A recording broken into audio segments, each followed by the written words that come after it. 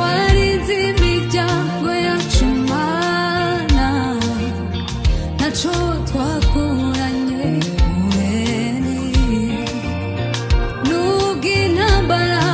zabaye nyinshi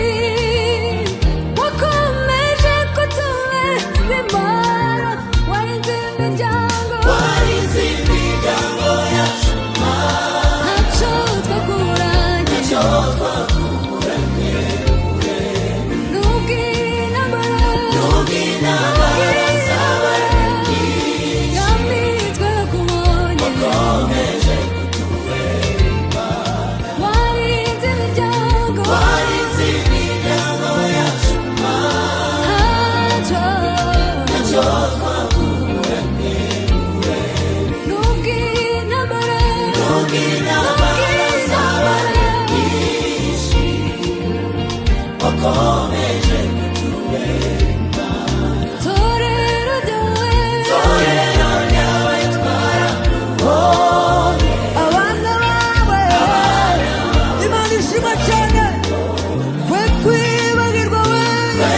Hallelujah, yadukuye